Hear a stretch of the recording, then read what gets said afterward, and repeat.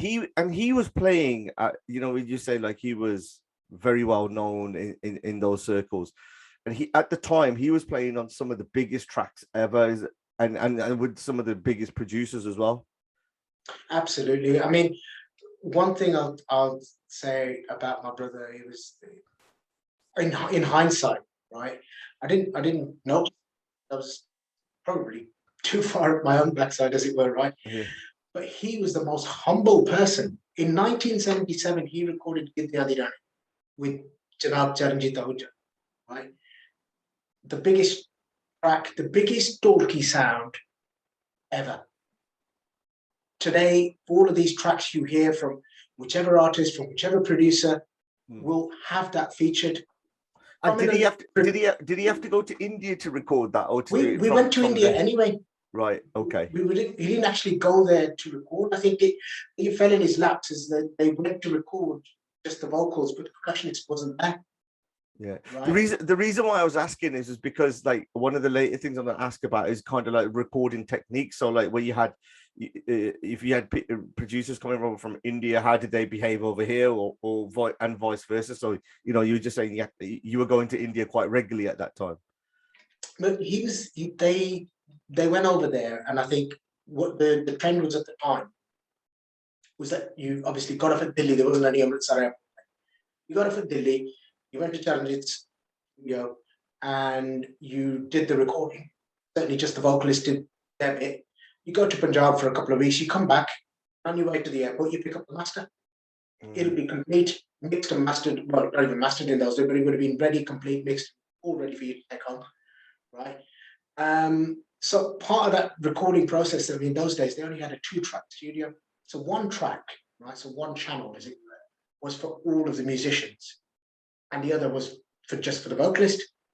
So what had to be done then. They couldn't say, well, like, okay, so-and-so hasn't turned up, going, we'll record him tomorrow. That couldn't happen. They had to do it there and then. And that's how it fell in his laps, because the one guy was missing, right? And they said, well, okay, your Dholki plays with you.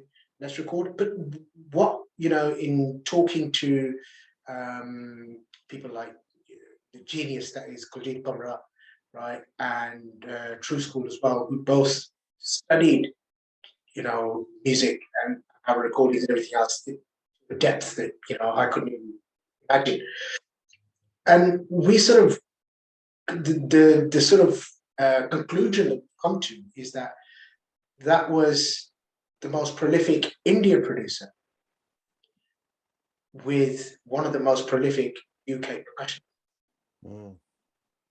And that unintentional chemistry, right? That spontaneous, whatever it was at the time, has resulted in this loop coming out, this sound coming out. It's been played now. It's going to be 50 years in a couple of years time. Yeah, I mean, like it's that loop, the Jatta there toll loop, and like GT Road. Yeah. Though if you could kind of like pin majority of tracks somewhere down the line of going to have a sample of that, or have been influenced somewhere down. All three of these are accidental, right? GT Road, as Manak Sahab was famously said, was recorded in somebody's front room, right? Both Jatta Toll just comes in for that bit. It doesn't come in anywhere else in the song, right? It was just my son who just walked in a few minutes ago. That's it, legged it, right? And that's and that Toll has been, featured so many times, and it's just got that, it's almost like, it was at the right time, at the right place. And those things happen. Do you feel, it's kind of a lead up to my kind of next question, really, in terms of like, UK Bhangra or UK Punjabi folk musicians, do you feel like there's a lot of unsung heroes? And if they are, which ones, who are they? Oh, there's thousands, right? And I'm glad you asked that question, because I met up with an old friend of mine a couple of weeks ago, a guy called Bittu Bansal, right? Another unsung hero that you probably not heard of, but he was one of the leading Dholis in Birmingham in the early 80s. He used to play with Nachde Hassan. He was one of the first guys to put these metal hooks on a dole treble. Right? Him and Gurchan used to work in a steel factory, and Bittu thought of the idea, and him and Gurchan sort of developed it.